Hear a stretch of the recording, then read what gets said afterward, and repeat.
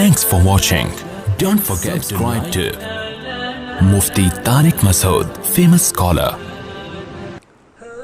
भी एक कहीं इंतकाल की खबर आई किसी की कि जुम्मे के दिन फ़लाँ का इंतकाल हो गया है। अब कोरोना में इंतकाल बहुत हो रहे हैं, जहन में रखें। हर व्हाट्सएप पे रोज़ाना कोई ना कोई रिलेटिव है जिसकी मैयत की खबर आ रही है। अब तो मान लो कि ये है, अब तो मान लो।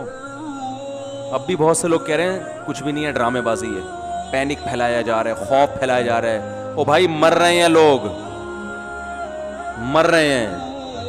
नहीं यकीन आ रहा, अस्पतालों में जाके देखो। जी क्या कह रहे हैं, क्या कह रहे हैं? वैसे ही मर रहे हैं, वैसे मैं बताता हूं, वैसे ही मर रहे हैं। मैं भी बताता हूं इसका जवाब, बताता हूं। मैंने सोचा था कोरोना के टॉपिक पे बात नहीं करूंगा, लेकिन चलो देखें। हो पता है क्या रहा है? हो ये रहा है कि जो बीमार होता है ना, उस पे ये वायरस जल्दी अटैक करता है। मैं आपको कल का वाकया बताऊं। हमारे एक दोस्त हैं, जामियातुर रशीद के उस्ताद हैं। उनके कोई रिलेटिव गिर गए, कूल्हे की हड्डी टूट गई, अस्पताल में उनको लेकर गए, ठीक है ना। डॉक्टर ने कोरोना का टेस्ट बता दिया पॉजिटिव है, और उनका इंतकाल हो गया। एक तूफान खड़ा हो गया, सही है ना, कि यार ये तो कूल्हे की हड्डी टूटी है, इसका कोरोना से क्या ताल्लुक, और इतनी जल्दी मरना भी इनका नहीं बनता। कूल्हे की हड्डी से इतनी जल्दी थोड़ी मर जाता है आदमी। क्या हुआ है कि डॉक्टरों को पैसे देके या फ्री में या गन पॉइंट पे ये लिखवाया गया कि इस रिपोर्ट को नेगेटिव करो, और मैयत लेके बोलो भाई घर आ गए। कल मेरी बात हुई, जिनके चचा थे ना सगे भतीजे से, मेरी डायरेक्ट कल बात हुई। मैंने कहा असल कहानी क्या है? उन्होंने कहा दुनिया को यही बताया है कि कोरोना नहीं था, हकीकत में क्या था? कोरोना था। उन्होंने कहा कि जो रिपोर्ट पॉजिटिव आई है, तो हो ये रहा था कि जब रिपोर्ट पॉजिटिव होती है तो डॉक्टर मैयत नहीं देते। मैयत ना देने की वजह से लवाहिकीन फिर डॉक्टरों पे मुसल्लत होकर उस पॉजिटिव को क्या करवा देते हैं? नेगेटिव। ऐसे 2 केस मेरे सामने आ चुके हैं। मैं अभी आपको बताऊं, मुशाहिदे पर मैं अपनी हकीकत बता रहा हूं। मैं व्हाट्सएप की रिपोर्टें नहीं बता रहा मैं। अब सवाल ये पैदा होता है, अच्छा रिश्तेदारों को भी ये बताया कि कोरोना नहीं था, वरना जनाजे में नहीं आते लोग, वो डर रहे होते हैं कि यार ये हमें ना लग जाए। अब सवाल ये पैदा होता है कि गए तो सही थे, और इतनी जल्दी जनाजा कैसे हो गया? इस पे लोग ये कह रहे हैं डॉक्टर जहर के इंजेक्शन लगा रहे हैं। मेरे भाई, हमारे डॉक्टर मैं मानता हूं इतने नेक नहीं है, लेकिन इतने बुरे भी नहीं है कि अच्छे भले आदमी को जहर के इंजेक्शन दे के मारे हैं। इतना भी नेगेटिव सोच ना रखें। हो ये रहा है कि कूल्हे की हड्डी टूटी है, कोरोना पॉजिटिव पहले से था, क्योंकि बहुत से लोगों में अलामत जाहिर नहीं होती। इत्तेफाक से हॉस्पिटल चले गए तो वो कोरोना क्या आ गया रिपोर्ट में। अब लोग डॉक्टर से लड़ रहे हैं कि यार कूल्हे की हड्डी का कोरोना से क्या ताल्लुक है? ओ भाई, कूल्हे की हड्डी का नहीं है, ये हड्डी टूटने से पहले से था इनको कोरोना। और अब चूंकि बीमार हो गए, रेजिस्टेंट पावर बिल्कुल खत्म हो गई है, तो बहुत जल्दी इनकी मौत वाकई हो गई। ये सब बातें डॉक्टरों की फील्ड है। अवाम बिला वजह डॉक्टरों से उलझ के ना, देखो इतना डॉक्टरों को टेंशन दी जा रही है कि इस बात का डर है कि ये पहले तो ये एक डॉक्टर ने मुझे फोन किया, दीनदार डॉक्टर, कह रहे हैं पहले तो लोग कुछ थोड़ी बहुत क्लैपिंग कर देते थे हमारे लिए कि यार डॉक्टरों का दिल गुर्दा है कि अस्पताल में वो मरीजों का इलाज कर रहे हैं, अपनी जान को खतरे में डाला है। अब तो कोई क्लैपिंग करने वाला भी नहीं, अब सब गालियां दे रहे हैं। यही हालात अगर मुल्क में रहे ना, ये डॉक्टर अस्पताल छोड़ के भाग जाएंगे, ये बता दूं मैं आपको, ये भाग जाएंगे अस्पताल छोड़कर। तो ये व्हाट्सएप और फेसबुक की खबरों पे यकीन ना करें। जब कोई ऐसा होता है ना, कोई कहे कि डॉक्टर ने पॉजिटिव डाला है, आप उस डॉक्टर से राब्ता करें, यार असल कहानी बताओ है क्या। वो डॉक्टर आपको बताएगा कि भाई असल कहानी है क्या। वो जो पेशेंट गया ना, एक साहब कह रहे हैं मैं अपने मरीज को लेकर गया था, बिल्कुल सही था, 1 घंटे में इंतकाल हो गया। बिल्कुल सही था तो लेकर गए क्यों थे आप डॉक्टर अस्पताल? उसको इतनी सेंस नहीं है, गोले गंडे खाने गया था वो हॉस्पिटल अगर बिल्कुल सही था। हो ये रहा है कि पेशेंट बाज दफा बिल्कुल सही होता है, लेकिन 1-2 घंटे के अंदर मौतें वाकई हो रही हैं।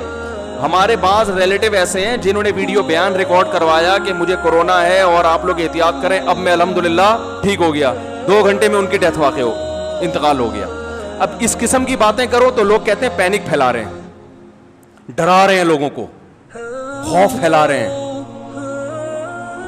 भाई हकीकत बयान की जा रही है और यह बयान किया जा रहा है कि आप थोड़ी सी क्या कर लें, बोलो भाई, एहतियात कर लें बस।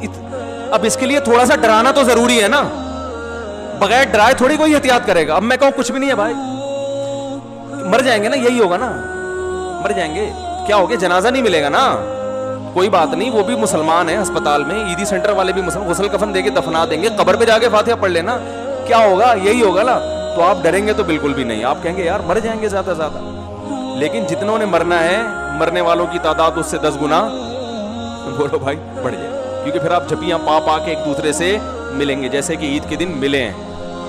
तो मना कर रहे थे एहतियात करो। अच्छा, एक बात चल पड़ी है तो आ गई है, गलत जो अस्पतालों में हो रहा है ना, वो मैं बताऊं आपको क्या हो रहा है। ये बातें मैं एक बात बता दूं, हुकूमत के कहने पे नहीं कह रहा, क्योंकि लोग, मुझे भी हुकूमत का पिट्ठू और हुकूमत की जबान बोलता है। गवर्नमेंट अगर लोगों के साथ खैर ख्वाह होती तो इस बीमारी के फैलने से पहले हुकूमत काबू पा चुकी होती, क्योंकि अमेरिका और इटली का हाल गवर्नमेंट देख चुकी थी, जो बेहतियातियां उन्होंने की हैं देख चुकी थी। हमारी हुकूमत ने उनसे इबरत हासिल नहीं की है, शिया लोगों को जुलूस निकालने की इजाजत देके अपना एतमाद खो दिया। तो ये गवर्नमेंट की गलती है जिसकी सजा कौम भुगत रही है।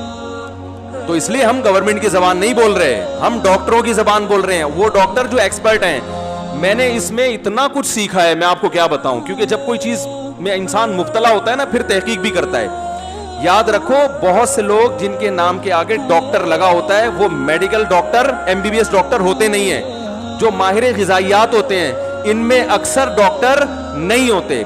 लोग क्या कर रहे हैं, जो गिजाइयात का माहिर है और जो है वो 3 पीस सूट और टाई में, उसके पास इतनी डिग्रियां और मेडिकल साइंस की इस्तिलाहात भी वो समझते हैं, और वो लोगों को गाइड कर रहे हैं, समझा रहे हैं, तो लोग उनकी बात को सीरियस लेते हैं। बड़े मशहूर हैं, मैं नाम नहीं लूंगा, उन्होंने कहा कि इसमें एहतियात की जरूरत इसलिए नहीं है कि ये हर एक को लगेगा, आज नहीं तो कल लगेगा, कल नहीं तो परसों लगेगा, लिहाजा इसका कोई फायदा नहीं है एहतियातों का।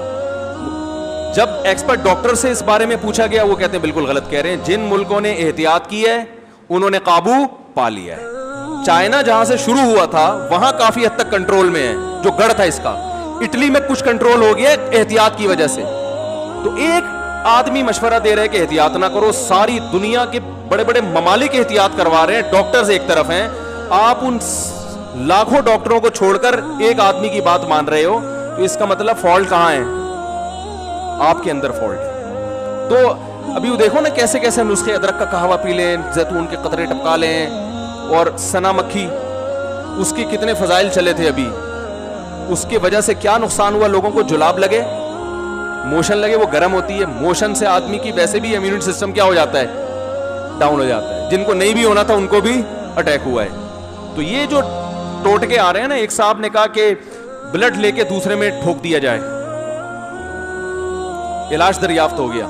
एक हकीम साहब का भी मैंने ऑडियो सुनी कि खून, असल में जब ये कोरोना अटैक करता है तो खून गाढ़ा हो जाता है, खून गाढ़ा होता है तो पतला कर दो तो सही हो जाता है। तो मैं आजकल लोगों के खून पतला करने में लगा हूं। मैंने कहा हकीम साहब, खुदा का वास्ता यार, अल्लाह को मानो, उल्लू ना बनाओ लोगों को, आप बोलो मुझे नहीं इसका इलाज पता, बस खत्म।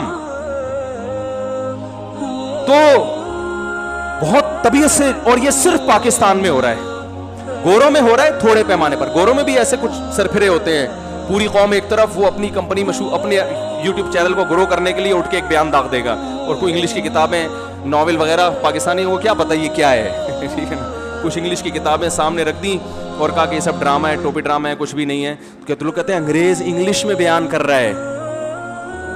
तो याद रखो, जैसे हमारे यहाँ होते हैं कुछ सरफिरे होते हैं, पूरी कौम एक तरफ, उनकी अपनी रिपोर्ट आ रही होती है, तो गोरों में भी ऐसे लोग होते हैं, लेकिन कम होते हैं। हमारे यहाँ होलसेल के हिसाब से हैं, उनके यहाँ थोड़े हैं। तो वो भी ऐसे करते हैं, पूरी कौम एक तरफ जा रही है तो कुछ ना कुछ क्लिप बना के डाल दो, चलेगी।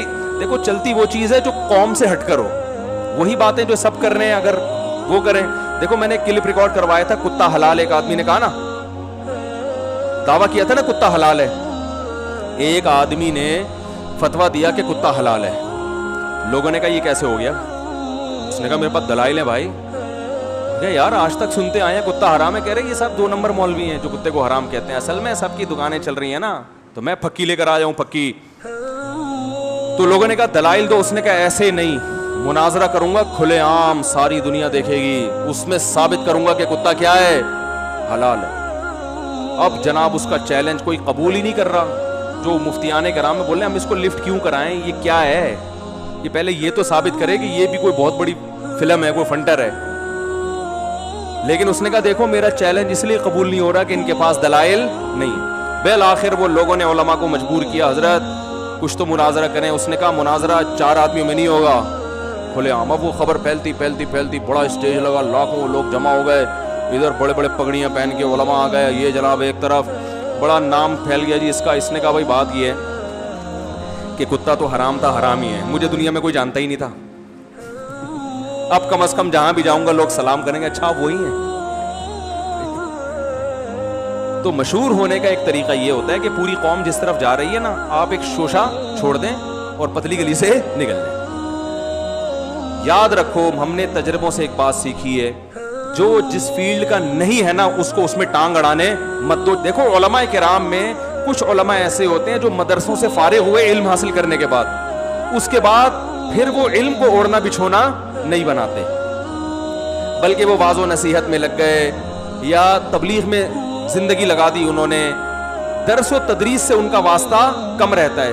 उन उलमा की इस्तेदाद में और वो उलमा जिनका ओढ़ना बिछोना इल्म हो, उन दोनों की सलाहियत में जमीन आसमान का फर्क होता है।